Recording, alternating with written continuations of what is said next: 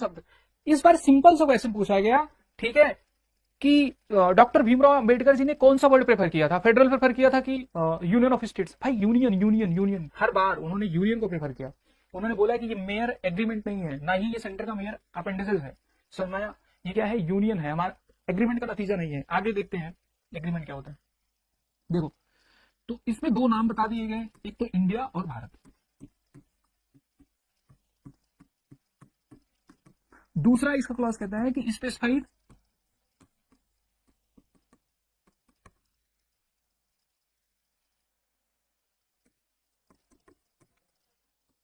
क्या क्या स्पेसिफाइड, भाई स्टेट्स और यूनियन टेरिटरी, और क्या स्पेसिफाइड, ठीक है।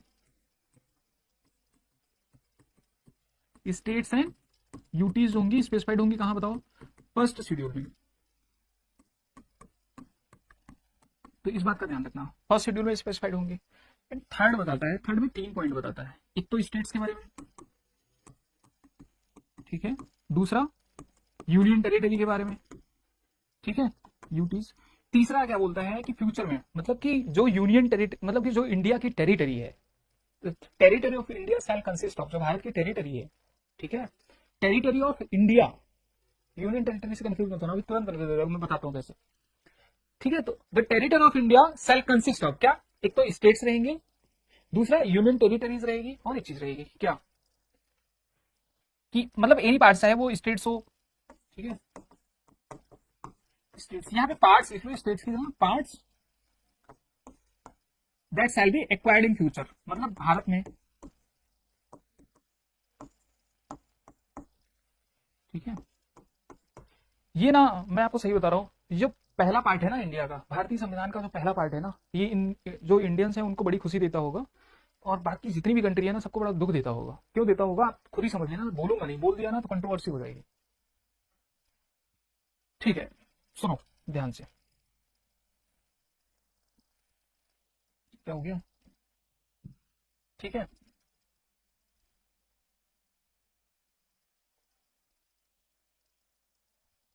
हाँ मैंने आपको बोला था ना कि यहाँ पे मैं आपसे एक प्रश्न करूंगा, ठीक है, एक प्रश्न ये करूंगा, आप मुझे ये बताओ कि इसमें टर्म्स कौन सा बड़ा है। चलो यहाँ आ जाओ। हाँ ये क्यों लिखा मैंने, ये दिखाने के लिए, अपनी राइटिंग दिखाने के लिए, इतनी सुंदर नहीं है कि मैं आपको दिखाने के लिए लिखूंगा, ना ना ना, मैंने याद कराने के लिए लिखा, ठीक है। तो क्लॉज 1 में क्या लिखा है कि इंडिया और भारत, मतलब India that is Bharat shall be union of states, shall be union of states, समझ में आया। दूसरी बात क्या लिखी है कि जो यूनियन टेरिटरीज हैं, स्टेट्स हैं, that shall be specified in the first schedule of Indian constitution, समझ में आया। ये तीसरा, ठीक है, इसमें 3 पॉइंट कि territory of India shall consist of, जो टेरिटरी ऑफ इंडिया है शैल कंसिस्ट ऑफ स्टेट्स, पहली बात, दूसरी यूनियन टेरिटरीज, और तीसरी बात कि the parts which shall be acquired in future, मतलब कि ऐसा कोई पार्ट जो फ्यूचर में एक्वायर किया जाएगा, भारत के अंदर रहेगा, तो वो, ठीक है, तो वो भी रहेगा। तो इस बात का ध्यान रखना। देखो क्या कि इंडिया अर्थात भारत जो है वो राज्यों का संघ होगा। हिंदी मीडियम वाले बच्चे मैं माफी चाहूंगा, यहाँ पे देखो, ठीक है, मैंने वैसे हिंदी में बोला है सारा, कोई इंग्लिश में थोड़ी ना बोल रहा हूं मैं। तो राज्य और उनके राज्य क्षेत्र प्रथम सूची में क्या होंगे, विनिर्दिष्ट होंगे। अच्छा, भारत का राज्य क्षेत्र निम्नलिखित से बनेगा क्या, पहली बात राज्यों के क्षेत्र, इसमें क्या होंगे बताओ, राज्य होंगे, और क्या होंगे प्रथम सूची में निर्दिष्ट, अरे कुछ नहीं, ये तो पढ़ना ही नहीं है, ये क्या, संघ राज्य क्षेत्र, यूनियन टेरिटरी, और क्या होंगे ऐसे अन्य क्षेत्र जो अर्जित किए जाएंगे। अब मुझे आप बताओ, यहाँ पे लिखा है राज्यों का संघ। अब ऐसा प्रश्न आएगा कि जो राज्यों का संघ है और जो भारत का राज्य क्षेत्र है, जो भारत का राज्य क्षेत्र है, दोनों में बड़ा कौन सा है, दोनों में ज्यादा बड़ा एरिया किसका है, राज्यों के संघ का, या फिर बताओ राज्यों का संघ ज्यादा बड़ा क्षेत्र है, या फिर राज्यों का, भारत का राज्य क्षेत्र, ठीक है। यहाँ पे आप कंफ्यूज हो सकते हैं, यहाँ पे आप बोलोगे भारत का राज्यों का संघ होगा, यही बड़ा होगा, यही तो गलती है। यहाँ पे देखो, यहाँ पे क्या क्या है, राज्यों का क्षेत्र प्रथम अनुसूची में विनिर्दिष्ट, संघ राज्य क्षेत्र, इसको अलग अलग अपनी मर्जी से सारे लोग डिफाइन करते हैं। सुनो यहाँ पे क्या है कि राज्यों का संघ होगा, मतलब क्या है, स्टेट्स, इसमें क्या कंसिस्ट कर रहा है, स्टेट्स कंसिस्ट कर रहा है, ठीक है, और यूनियन टेरिटरी भी। यहाँ पे क्या है, स्टेट्स है, यूनियन टेरिटरी है, और ऐसे क्षेत्र जो भविष्य में एक्वायर किए जाएंगे, जो फ्यूचर में एक्वायर किए जाएंगे। तो मतलब उससे बड़ा हुआ कि नहीं, मतलब इसमें और स्पेस है ना। मान लो एक जगह सिर्फ स्टेट्स और यूनियन टेरिटरी है, यहाँ पे तो वो भी है जो फ्यूचर में एक्वायर किए जाएंगे, तो इस बात का ध्यान रखना, ठीक है। सुनो, तो अब क्या है, the territory of India wider expression, ये तो मैंने आपको बता ही दिया, वाइडर एक्सप्रेशन है, ठीक है। द कंट्री इज, हिंदी में देखो, तो देश को संघ के रूप में वर्णित किया गया है, ये तो बता ही दिया। अंबेडकर जी ने किसको, कौन से वाक्य को प्रेफर किया बताओ? यूनियन टेरिटरी को, रादर फेडरल को। ठीक है, भारतीय राज्य अविनाशी राज्यों का संघ। और इसका अर्थ सुनो पहले, ये ना पॉइंट, ये कई बार ये क्वेश्चन आया है और ऐसा एक फेमस बुक में दिया भी गया है, मतलब एक फेमस बुक में है क्या, जब क्वेश्चन आया है तो फिर तो इंपॉर्टेंट हो ही जाता है। मान लो चलो ये इंडिया है और यहाँ पे आपका यूएसए। क्यों यही बता रहा हूँ, दूसरा पेज क्यों नहीं ले रहा हूँ, क्योंकि यहाँ पे चीजें लिखी हुई है। देखो ये है आपका इंडिया,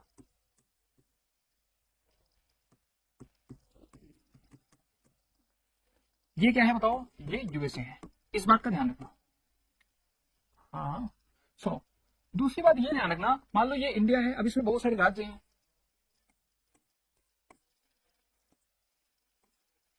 अरे ये तो मतलब ऐसा थोड़ी ना है कि दो राज्य की बाउंड्री एक दूसरे में टच करेंगे।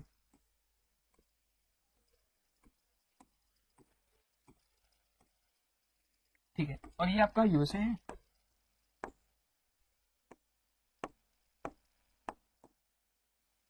ठीक है, अब ये उसके स्टेट्स हो सकते हैं, वो फिर आपका वो कुछ भी हो सकता है, नूनावट हो सकता है, साउथ डकोटा, नॉर्थ डकोटा, मतलब कोई भी स्टेट हो सकते हैं, कैलिफोर्निया हो सकता है। ठीक है, हुंडी हो सकता है। सुनो पहले मेरी बात ध्यान से सुनो, मैंने क्या बताया कि ये इंडिया है, ऐसा इंडिया में भी राज्य है और ऐसा यूएसए में भी राज्य है। इंडिया में भी राज्य है, यूएसए में भी राज्य है, एक डिफरेंस है। यहाँ पे जो राज्य है ना, ये यूएसए के मतलब कि एक कॉन्टिनेंट आपने देखा होगा। ठीक है, वहां पे आपको सिर्फ कौन सी कंट्री मिलेगी, सिर्फ 3 कंट्री मिलेगी, जिसमें से आप देखेंगे जो यूएसए है, यूएसए में हुआ क्या कि यहाँ के जो राज्य है ना, मतलब ये आपस में आए, इन्होंने बोला कि चलो हम एक साथ आते हैं। एक साथ आने से कई चीजें होंगी, एक तो सिक्योरिटी अच्छी हो जाएगी, मतलब सारी चीजें साथ आने से सारी चीजें अच्छी हो जाती हैं, ये तो आपको भी पता है। तो साथ आए, ये क्या हुआ, ये एक साथ आए, ये बहुत इंपॉर्टेंट कॉन्सेप्ट है, इस बात को समझना। ये सारे लोग साथ में आए तो इन्होंने एग्रीमेंट किया, बताओ इन्होंने एग्रीमेंट किया नहीं किया? ठीक है, 13 के 13 राज्य आता है, आज यहाँ पे 50 राज्य हैं, लेकिन वो इसीलिए मैं बोलता हूँ, जब ये एग्रीमेंट करके आए, एग्रीमेंट किसने किया, राज्यों ने किया, और इन्होंने क्या बनाया बताओ? राज्यों ने एग्रीमेंट किया और इन्होंने क्या बनाया बताओ? एक देश बनाया, राज्यों ने एग्रीमेंट करके एक देश बनाया। अच्छा ये बताओ, जो एग्रीमेंट करेगा, मान लो अगर ये एग्रीमेंट कर रहे हैं, तो ये बोलेंगे कि तुम मेरी बाउंड्री कल को चेंज कर देना, कल को जो मर्जी करे तुम्हारी कर देना मेरे साथ? ऐसा कोई करेगा? जो एग्रीमेंट खुद ही कर रहा है वो ऐसा करेगा तुम मेरी बाउंड्री चेंज कर सकते हो, मैं तुमको ये ऐसा कुछ नहीं है। तो यहाँ पे सीमाओं में परिवर्तन नहीं हो सकता, यहाँ पे सीमाओं में परिवर्तन नहीं हो सकता। जो यूएसए का फेडरल स्ट्रक्चर है ना, उसलिए उसको फेडरल बोलते हैं, इंडिया को कभी कभी क्वासी फेडरल भी बोलते हैं, तो इस बात का ध्यान रखना। तो जो यूएसए का फेडरल स्ट्रक्चर है, मतलब वो इंडिया से थोड़ा सा भिन्न है। क्या भिन्न है? मैंने बताया कि यहाँ इन्होंने एग्रीमेंट किया, साथ में आए और ये फिर कंट्री की तरह ये चलने लगे, मतलब अलग तो कोई भी नहीं हो सकता। ऐसा नहीं कि अभी ये कंट्री से बाहर चले जाएंगे, तो वो पॉसिबल नहीं है, that is not possible now. ठीक है, तो पहले 13 स्टेट थे, तो अभी 50 है। ठीक है, एग्रीमेंट 13 के बीच में हुआ था, तो वो धीरे धीरे 50 हो गए। ठीक है, सुनो मेरी बात ध्यान से सुनो, तो बाउंड्रीज इनकी चेंज नहीं होगी, बाउंड्रीज इनकी चेंज नहीं होंगी, इस बात का ध्यान रखना।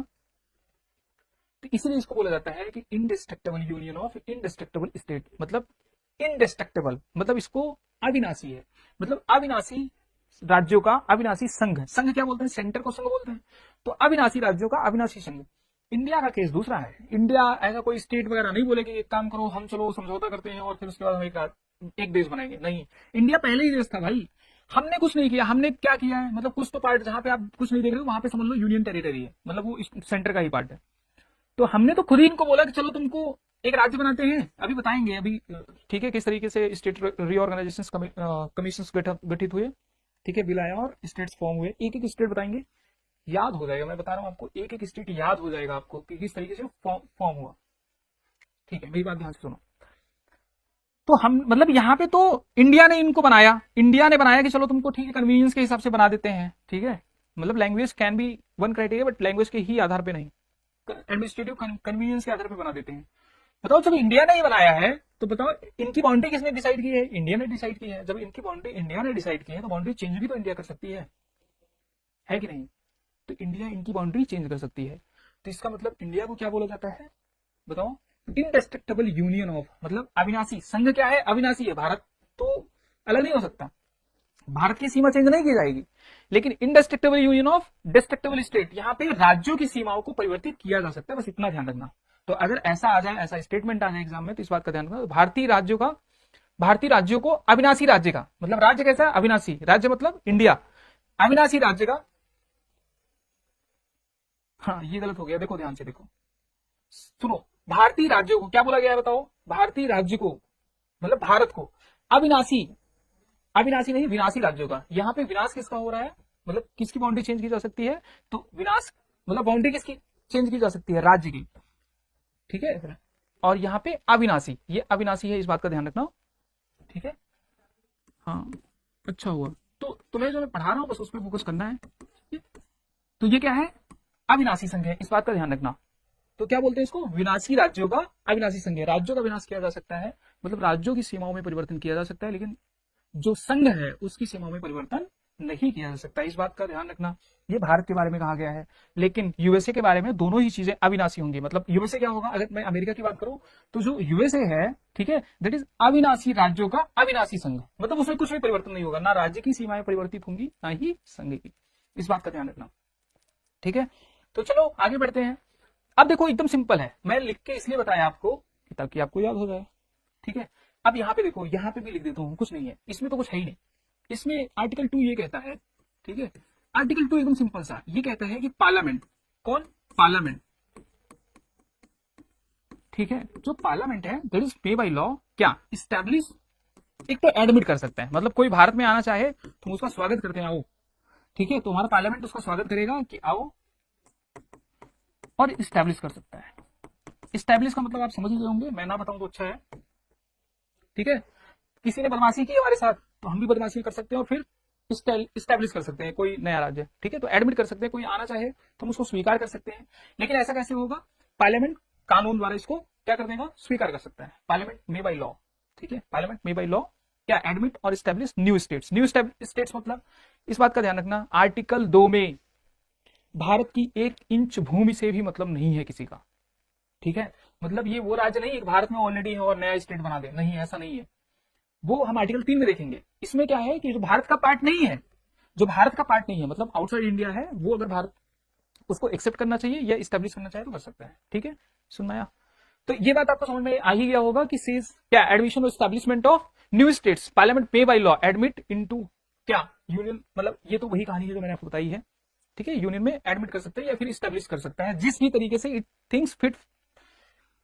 ये तो पॉइंट हो गया। अब इसमें देखो एक आर्टिकल 2A था जिसको ओमिट कर दिया है, जब सिक्किम के बारे में बताऊंगा तब बता दूंगा। इसको क्या किया गया बताओ? 36 कॉन्स्टिट्यूशनल अमेंडमेंट एक्ट 1975 से 2A हटा दिया गया, और एक 10th शेड्यूल भी ऐड किया गया था इसके लिए। क्या ऐड किया गया था? 10th। आज 10th शेड्यूल में एंटी डिफेक्शन लॉ है, लेकिन 10th शेड्यूल में हुआ क्या कि सिक्किम, यही बता देता हूं। तो 1947 से लेकर 1974 तक जो सिक्किम था, कौन? ठीक है, जो सिक्किम था ये भारत का प्रोटेक्टोरेट स्टेट था। क्या था? प्रोटेक्टोरेट स्टेट था, ठीक है। तो 1974 में हमने इसको प्रोटेक्टोरेट स्टेट से, मतलब हम इसके बड़े भाई जैसे थे, इसकी रक्षा उक्षा करते थे, मोक्षा नहीं मतलब रक्षा ही करते थे। और 1974 में हमने इसको बनाया क्या? Associate state. पहले वहां चोग्याल डायनेस्टी थी, उसके बारे में जानने की जरूरत नहीं, वो पूछेगा ही नहीं तो बताना ही, ठीक है। तो इसको हमने एसोसिएट स्टेट बनाया। क्या बनाया? तो भारतीय संविधान में इसके लिए अलग से ही प्रावधान कर दिया गया। क्या किया गया बताओ?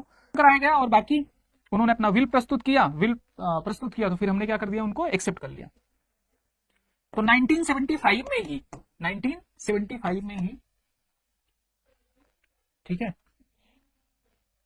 देख रहे हो? तो 1975 में 2A हटा दिया गया, ठीक है, 36 कॉन्स्टिट्यूशनल अमेंडमेंट एक्ट के द्वारा, ठीक है, इसको हटा दिया गया, 2A हटा दिया गया, और क्या कर दिया गया बताओ?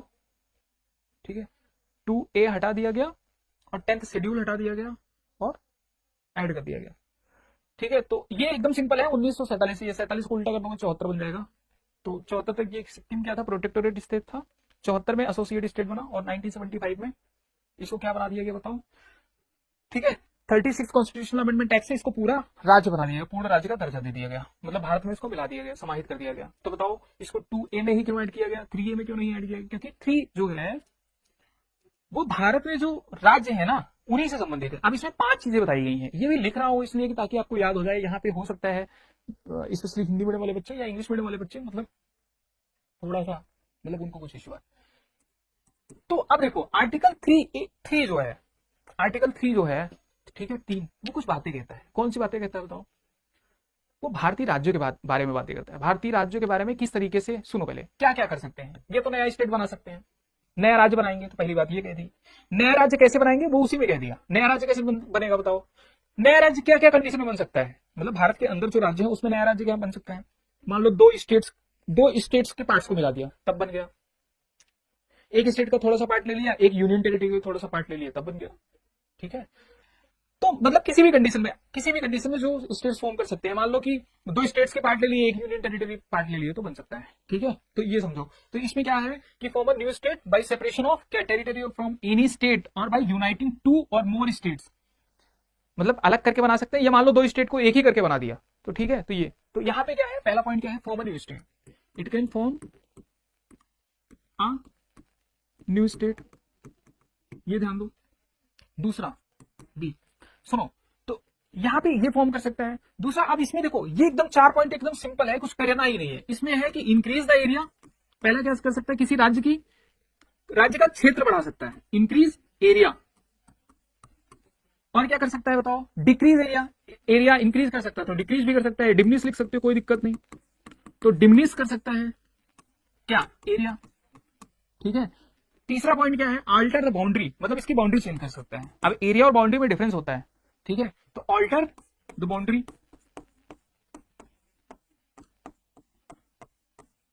ठीक है, और यहां पे अल्टर द क्या बताओ, नेम चेंज कर सकता है। लिखा इसलिए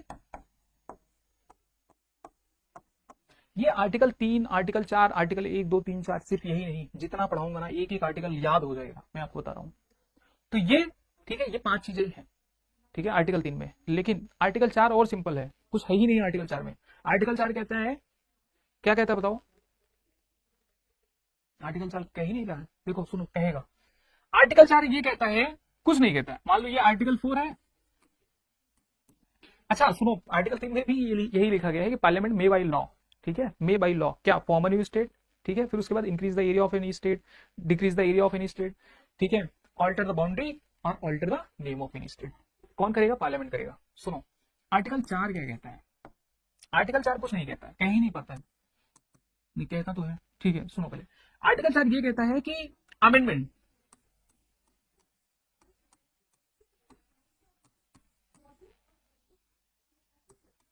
ठीक है, under article 3 and 4, article 3 and 4, सुनो पहले।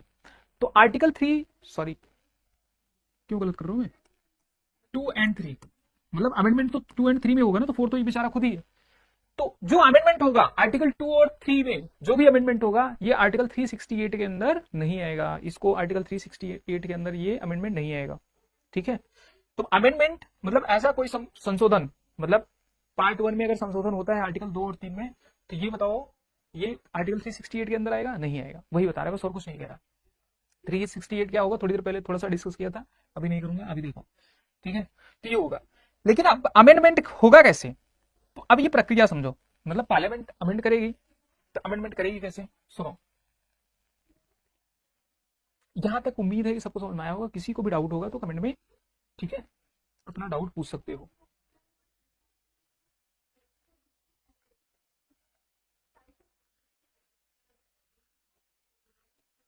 ठीक है, सुनो, कुछ स्टेप्स में ही होगा अमेंडमेंट, एकदम सिंपल है एकदम। मैं आपको बता रहा हूं, आपको लगेगा ही नहीं कि आपको मैं यूपीएससी के लिए पढ़ा रहा हूं। आपको ऐसा लगेगा आप कक्षा 2-3 में हो और मैं आपको उसके लिए पढ़ा रहा हूँ। एकदम आसान भाषा में, मतलब समझने में कंटेंट तो आपको इतना मिलेगा कि आपको लगेगा कि हाँ बस पीएचडी कर रहा हूँ। सुनो पहले ध्यान से सुनो। ये मान लो फर्स्ट स्टेप है। फर्स्ट स्टेप में क्या होगा, मैं आपको देखो, जनरली क्या होता है, जनरली आप प्रेसिडेंट से स्टार्ट करते हो कोई चीज की, प्रेसिडेंट क्या करेंगे, फिर प्रेसिडेंट क्या करेंगे, रिकमेंड करेंगे, बिल को, मतलब मान लो कोई अमेंडमेंट हो रहा है आर्टिकल 3 के अंदर, आर्टिकल 3 के अंदर अमेंडमेंट कैसे होगा, इस बात का ध्यान रखना। ठीक है, 2 के अंदर तो पार्लियामेंट अपना करेगी, तो कैसे होगा, मान लो किसी, अब आर्टिकल 3 के अंदर क्या क्या हो सकता है, फॉर्म अ न्यू स्टेट, कोई नया स्टेट बनने, जब नया स्टेट बनने की बारी आए तब इंक्रीज द एरिया, एरिया किसी का बढ़ाएं या फिर एरिया किसी का कम करें, या फिर क्या करें, उसकी बाउंड्री में चेंज करें या उसके नाम में परिवर्तन करें। तो कब कब कैसे होगा बताओ, आर्टिकल 3 के अंदर कैसे होगा, देखो परिवर्तन कैसे होगा मैं बताता हूँ, सुनो। सबसे पहले एक बिल आएगा प्रेसिडेंट के पास, मतलब प्रेसिडेंट रिकमेंड करेंगे, संशोधन कौन रिकमेंड करेगा, प्रेसिडेंट। तो प्रेसिडेंट तो ऐसा मतलब उससे बुलवाओ मत, मतलब प्रेसिडेंट के सामने जो बिल आते हैं खुद ही तो बनाएंगे नहीं, ठीक है, तो उसको होम मिनिस्ट्री बना के देगी, सिंपल सी बात है। जैसे बजट वगैरह होता है, बजट अगर मान लो पेश होता है तो फाइनेंस मिनिस्टर नहीं पेश करते हैं, ठीक है, डिपार्टमेंट ऑफ इकोनॉमिक अफेयर्स उसको पेश करता है, मतलब उसको बनाता है, बजट पेश करती है कौन, फाइनेंस मिनिस्टर, पेश करवाते हैं प्रेसिडेंट करवाते हैं, ठीक है। तो उसी तरीके से इनके पास एक बिल आएगा, तो सबसे पहले अगर आप देखोगे जिसमें क्या होगा, रिकमेंडेशन होगा, प्रेसिडेंट क्या करेंगे, रिकमेंड करेंगे, ठीक है, रिकमेंड करेंगे किसको, पार्लियामेंट को,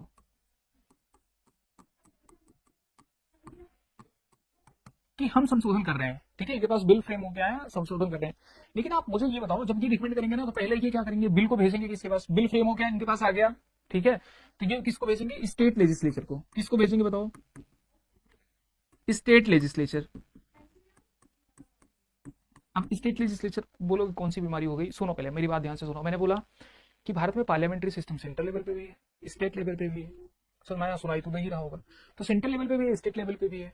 अब जब ये कोई स्टेट बना रहे हैं, कहां बना रहे हैं, इंडिया के अंदर, मैंने बोला कि जो इंडिया के बाहर वाले स्टेट है एडमिट स्टेब्लिश करेंगे उसको, वो आर्टिकल 2 में आएगा, आर्टिकल 3 की बात कर रहा हूं, सुनाया। तो अगर ये कुछ भी करेंगे तो वो राज्य, मतलब हो सकता है एक राज्य की सीमा प्रभावित हो, मतलब हो सकता है किसी की बाउंड्री मतलब कम कर रहे हो, किसी का एरिया कम कर रहे हो, तो वो राज्य प्रभावित होगा कि नहीं। ये मान लो 2 राज्य प्रभावित हो रहे हो, समझ में आया। तो अगर अब यूनियन टेरिटरी का नाम नहीं ले रहा हूं, उसका रीजन है मैं बता रहा हूं यूनियन टेरिटरी के सीन में क्या होता है। तो मान लो 2 राज्य प्रभावित हो रहे हैं, तो अगर 2 राज्य प्रभावित हो रहे हैं तो दोनों राज्य की लेजिस्लेटिव असेंबली में जाएगा, अगर एक राज्य प्रभावित हो रहा है तो इसकी लेजिस्लेटिव असेंबली में जाएगा, बिल जाएगा। अब वो तो कंसर्न स्टेट में जाएगा, ऐसा नहीं कि सीमा में परिवर्तन करना है झारखंड का तो भेज दिया उत्तर प्रदेश को, तो ये तो कॉमन सेंस है, ऐसा होगा नहीं।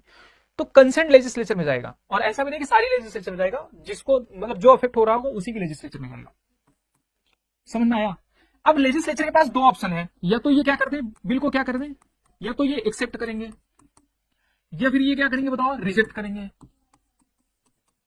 ठीक है। फिर प्रेसिडेंट क्या करेंगे बताओ, कोई फर्क ही नहीं पड़ता भाई, ये एक्सेप्ट करें रिजेक्ट करें, मैं तो कह रहा हूँ फर्क ही नहीं पड़ता भाई साहब, भेजे क्यों थे, हमको यही समझ में आ गया। तो ओपिनियन के लिए भेजते हैं बस, ठीक है। तो ये एक्सेप्ट करे या रिजेक्ट करे कोई फर्क नहीं पड़ता, ठीक है। फिर वो जाएगा कहां बताओ, फिर वही बिल जाएगा पार्लियामेंट, और पार्लियामेंट भाई सिंपल मेजोरिटी कैसे पास करेगी बताओ, सिंपल मेजोरिटी, कोई स्पेशल मेजोरिटी नहीं चाहिए इसके लिए,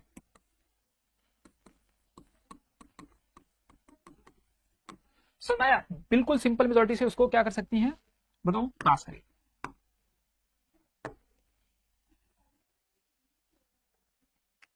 तो बिल एक्ट बन जाएगा, और फिर एग्जीक्यूटिव ग्राउंड स्तर पे अपना काम करेगा, मतलब फिर वो सीमा में परिवर्तन, मतलब जिस लिए बिल हुआ था उस लिए वो हो जाएगा।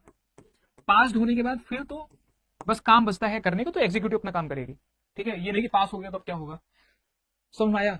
इतना सिंपल सा प्रोसेस है, एकदम सिंपल सा है, कुछ करना नहीं है। पार्लियामेंट जो प्रेसिडेंट है उन्होंने, ठीक है, बिल रिकमेंड किया, सबसे पहले रिकमेंड किसको किया बताओ, स्टेट लेजिस्लेचर को उन्होंने भेजा, स्टेट लेजिस्लेचर को, मतलब भाई कंफ्यूज मत होना कि उन्होंने पार्लियामेंट को ही उठा के दे दिया, मतलब पार्लियामेंट से बताएंगे वो, कोई भी काम अपने ऐसे तो करते नहीं है वो, ठीक है।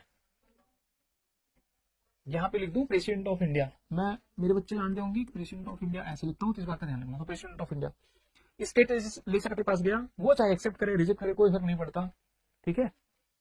फिर पार्लियामेंट के पास जाएगा, पार्लियामेंट सिंपल मेजोरिटी से इसको पास करेगी, ठीक है। और फिर पास हो गया, एक्ट बन गया, एक्ट बनने के बाद फिर तो एग्जीक्यूटिव अपना काम करेगी। ये एक कंडीशन हो गई, और भी कंडीशन, कुछ कंडीशन नहीं है, बस इतना ध्यान रखना है, कुछ चीजें समझ लो। मान लो कि यहाँ पे इन्होंने भेज दिया, अब देखो ये इन्होंने चलो मान लो एक्सेप्ट भी कर लिए या रिजेक्ट कर दिया, कोई फर्क नहीं पड़ा, अब बिल यहाँ पहुंचा है ना, बिल मान लो यहाँ पहुंचा है, लेकिन फिर पार्लियामेंट कहेगी इसमें ना और संशोधन करना है, इतना ही नहीं थोड़ा और करना है, तो क्या वापस से भेजते हैं स्टेट लेजिस्लेचर के पास, नहीं, एक ही बार भेजते हैं, दोबारा भेजते नहीं, भले ही मेजर चेंजेस करने हो कुछ भी करने हो तो दोबारा नहीं भेजेंगे, सलाह मांगी जाएगी एक ही बार। अब तो आप कहोगे मतलब बताया 1 किलोमीटर चेंज करेंगे, कर दिया 100 किलोमीटर, क्या करें, ऐसा प्रावधान ही है, मतलब पॉसिबल है बहुत हद तक। ठीक है, ये हो गया। दूसरी बात मेरे बच्चे, ये देखो स्टेट लेजिस्लेचर का मैंने खूब नाम लिया, मान लो यूनियन टेरिटरी है तो, यूनियन टेरिटरी है तो उस सेंस में इसको रेफर नहीं करेंगे। समझ में आया, यूनियन टेरिटरी है तो सीधा प्रेसिडेंट किसको रेफर करेंगे, पार्लियामेंट को, पार्लियामेंट पास कर देगी, कहानी खत्म। समझ में आया, तो ये सीन है। तो आर्टिकल 4 आपको समझ में आ गया होगा, ये मैंने आपको बता ही दिया। ठीक है, यही है, इसलिए बताया ताकि आपको चीजें याद हो जाए। ठीक है, मैंने आपको बताया कि जब यूनियन टेरिटरी का सीन है तो फिर विचार करने की कोई आवश्यकता है नहीं अलग से। ठीक है, तो आर्टिकल 2 और 3 के तहत अगर कोई संशोधन होगा तो आर्टिकल 368 के तहत नहीं माना जाएगा, तो मैंने आपको बता ही दिया। ठीक है, इससे भी संबंधित बेरुबारी केस के बारे में मैंने आपको पहले ही बता दिया। कब बताया बताओ, 1960 में यही केस तो था। सीमा परिवर्तन बताया नहीं, सीमा परिवर्तन को लेकर केस कि ये बाउंड्री कोई साबित करनी, ये 1960 में, इसमें लिखा नहीं है क्या, 1969 लिखा है, हाँ ठीक है। सुनो पहले, तो 1960 में हुआ क्या, ठीक है, बेरुबारी केस में, ठीक है, बेरुबारी केस में, ठीक है, जो सुप्रीम कोर्ट है उन्होंने क्या बोला, सुप्रीम कोर्ट ने बोला कि देखो अगर मान लो सीमा, ऐसा नहीं है कि आप नॉर्मल सा कोई कानून बना के 368 के तहत कोई कानून नहीं बना रहे हो और नॉर्मल सा आर्टिकल 3 के अंतर्गत संशोधन करके अपनी ही बाउंड्री को, क्या है उसमें बताओ, increase the area, decrease the area. Area decrease करने का मतलब अपनी बाउंड्री डिक्रीज करके किसी और को दे दोगे, तो सुप्रीम कोर्ट ने बोला नहीं नहीं, अपना एरिया किसी और को देना है तो 368 के तहत, 368 के तहत संशोधन होगा, फिर होगा वो 368 के तहत, मतलब 2/3 मेजोरिटी चाहिए। समझ में आया, 2/3 और प्लस एब्सोल्यूट मेजोरिटी, मतलब हाउस का 50% से ज्यादा। ठीक है, तो ये सुप्रीम कोर्ट ने बोला 1960 में बेरुबारी के केस में, और 1969 में एक चीज बोला सुप्रीम कोर्ट ने, 1969 में सुप्रीम कोर्ट ने बोला कि मान लो कोई एग्जीक्यूटिव एक्ट, सुनो पहले, मान लो कोई बाउंड्री डिस्प्यूट है, मतलब कोई डिस्प्यूटेड पॉइंट है, थोड़ा बहुत एरिया है, तो उसको आप एग्जीक्यूटिव ऑर्डर से कर सकते हो, उसके लिए कोई बिल पास करने की जरूरत नहीं है। ठीक है, ना तो आर्टिकल 3 के अंदर पास करो, ना ही तुम पास करो 368 के अंदर, तो वो एग्जीक्यूटिव एक्शन से किया जा सकता है। एग्जीक्यूटिव एग्जीक्यूटिव इतनी बार बोल रहा हूं मैं, समझ में आया।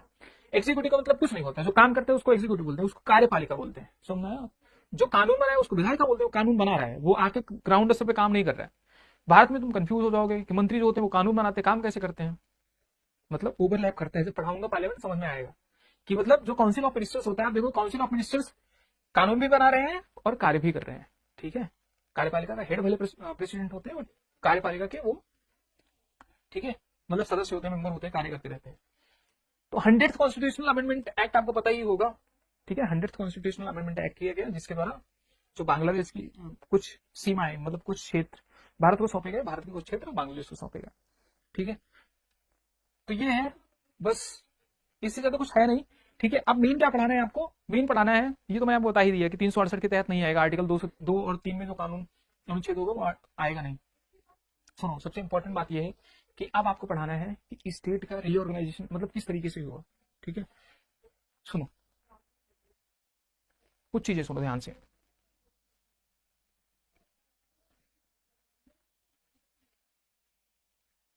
ठीक है,